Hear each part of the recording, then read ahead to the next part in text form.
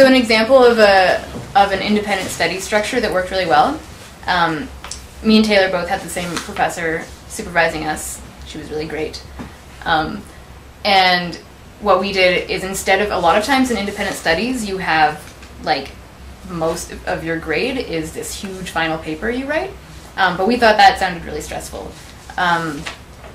So what we did instead was we had 2 smaller, like 2 to 3 page reflection papers that we wrote reflecting on discussions that we'd had in class. And those were each worth like 10%. And then, what else did we have? We had a final project proposal that was a few pages. Anyway, it was 20%.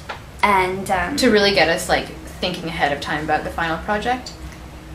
Right, and then we had a final project, 40%, and I thought the best part of our structure with Carrie was, shout-outs to Carrie, I love you.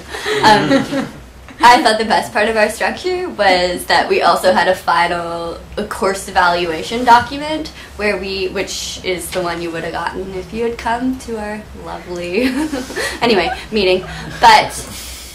Yes, which ended up being our thoughts on how this project worked out and what the anticipated, unanticipated problems, but also what we got out of it. Just any sort of thoughts that we thought were important and relevant for documenting. Yeah, and we met with our prof once every 2 weeks for an hour. So it was really good to have those like constant recaps and touching base, but not to have that be overwhelming. And we weren't meeting once every week, and we weren't meeting so we really had time to focus on the Indyclass project, and I think that really worked best for everyone involved. Whereas some other students found that the amount of times they had to meet with their professor meant it was just like during exam time, it was like, okay, I can't come to Indyclass anymore, and that's obviously not the point. Yeah, because Indie classes are done through a loophole in the McGill academic system of, under independent studies. Some profs, some profs just didn't recognize that the collective aspect was central, and that makes sense because technically, for McGill's purposes, it's not a collective thing, and that's an important. But so that's something that you need to clarify with your professor. Yeah. Okay. The way you get credit for Indyclass is by registering for what's called an independent study class through your department, which lots of students do without doing Indyclasses. So it's just you do an independent study research project supervised by a professor. You're registered through the McGill course registration system, and you get credits as usual for that class. The professor gives you a grade. So each of the students who were doing Indyclass for credit, we were each registered in an independent study, but what was different was that on our own time we were meeting up and talking about the class and doing it collectively, even though that's not technically part of the independent study system. And then the other part of Indyclass is that you don't have to do an independent study to do it. You can do it for no credit as well. So it wasn't just about writing a really long paper with a prof whom you respect academically. It was about a lot of other factors that we've already talked about. Yeah. And yeah. I feel like with labor, the question of labor and how much work it is to organize an Indyclass, and it's really rewarding work, but it just means that there's a lot more than what you usually do in a class where you just do readings that are given to you. And there's a lot of specific things we could go into, but I think the most basic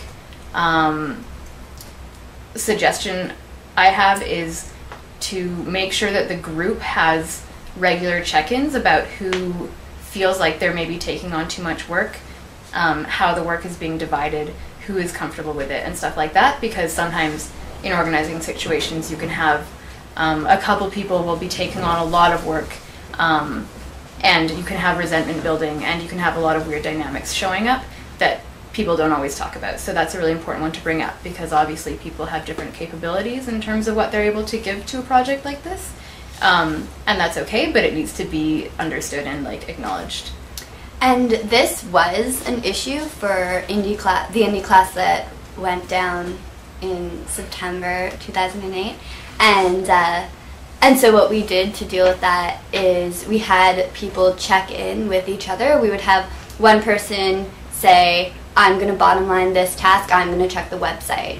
And then another person would be there to check in with the bottom liner to make sure, hey, have you done this, like send an email or something.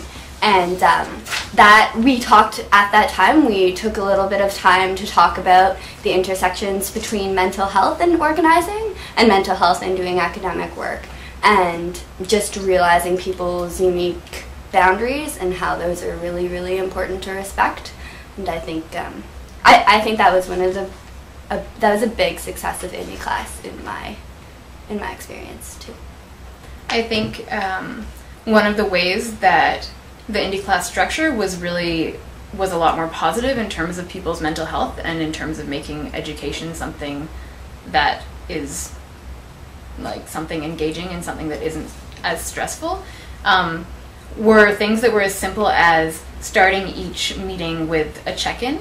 And what a check-in is basically going around the circle of people who were there. Usually we were like 8 to 10 people, and everyone just like can say their name, to make sure, like, just have that be a regular thing so that any new people showing up always feel included.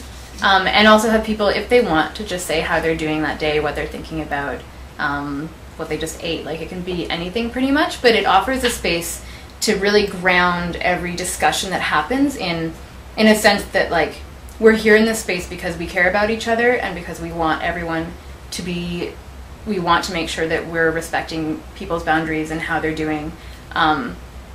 And so if you can start a discussion with saying, like, I feel really, really bad today and I don't really want to talk, it really takes off a lot of that pressure that you get in other situations where you're expected to always be at the top of your game and always being able to participate the same way as everyone else.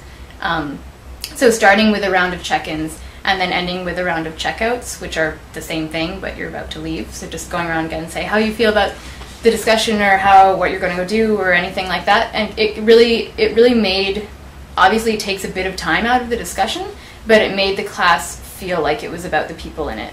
And that for me was the most positive experience of it.